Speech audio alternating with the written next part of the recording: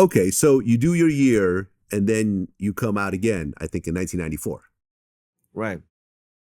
Okay, and once again, you get right back into crime again.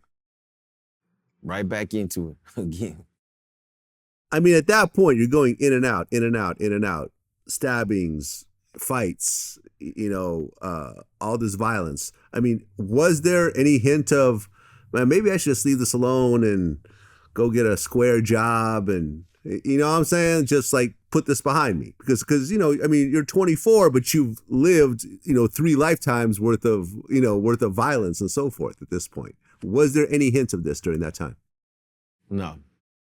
No, because you got to understand, every time I went back to prison, I was getting indoctrinated more on this belief system. I was being brainwashed into believing that this organization that I had committed myself to was a righteous organization, and the things that we were fighting for, struggling for, it was a righteous cause. So I wanted to continue to function or be a part of this criminal organization, and I was striving to be more than what I was at that time. At that time, I was just an NR member, but I wanted to become an NF member. There was no sense in me stopping at that point. I wanted to see it through and basically elevate as much as I could. Okay, because then you get sent back to San Quentin again in 95? Yeah. And that's when you found out that your girlfriend gave birth to a baby? Yeah, that's when my daughter was born, yeah. What was it like being in San Quentin and finding out that you have a baby on the outside that you can't see? I mean, it was tough, obviously I knew that she was pregnant, and I wanted to be out there for the birth of my daughter.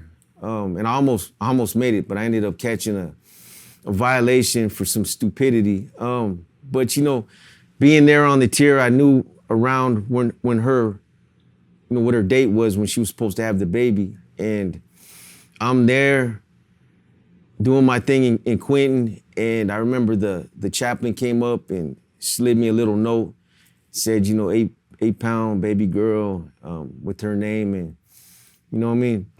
Obviously I was happy as a father, but it was kind of tough being in there, not being a part of the birth and not being there to see her. So yeah, it was tough, man. Well, you said around that time, a lot of Norteños began dropping out and walking away. And you said inevitably this is the beginning stages of the self-destructing process. Right. Can you explain that?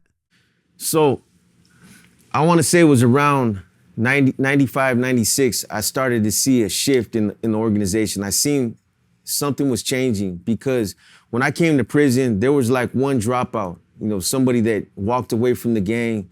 There was like literally 1 or 2 dropouts in the entire block. By 96, something was happening at the top that was discouraging a lot of Norteños. What it was is the NR started to turn on the Norteños. They started to bully them. Whether it was over females, drugs, personality clashes, whatever it was, they started to abuse these guys. They were stabbing them. They were, having them do some foul shit out there on the main lines. And a lot of these guys were getting discouraged to the point that they were like, you know what, I'm good, man. And so they were dropping out. And, by then in 94, what we kind of missed is that's when I was recruited as an NF member in San Quentin. And, now I'm an NF member. We started to target the NR members. We're trying to weed out these guys, the bad, the rogue NR members that are victimizing the Norteños. So it was just like a big internal war that was going on. These guys are walking away. These guys are getting stabbed. They're getting removed. So there was a lot going on. Okay, so how did you go from NR to NF during that time? So in San Quentin in 94, I was there on a violation. I'm striving. By then I had absorbed a lot of schooling. I was starting to show some, potential as being a leader. I was starting to basically transform into a leader. They seen those qualities in me. And when I was there was a guy named Mikeo from Salinas, and big smiley from Salinas. They approached me about making a commitment. These guys, there was a couple other guys that they were recruiting at the same time. So it was kind of similar to the NR, but it was a different kind of commitment. So they put you on a 90-day probationary period, the same thing. The schooling is a lot more intensive. But now instead of asking if, I'm willing to stab somebody or if I'm willing to catch some more time, now they're asking me things like, if you have a child that's on his deathbed, and the organization calls you, you got to be willing to walk away from that child, abandon that child on his deathbed and come to your brothers.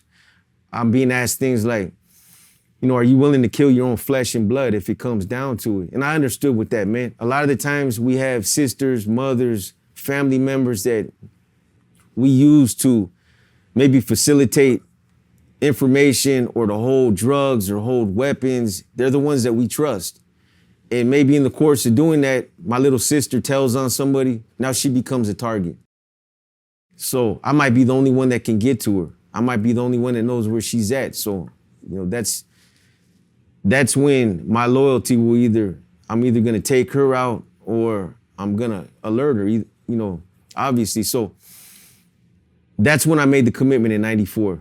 And that's when I became, an NF member. And now I'm a leader now, basically.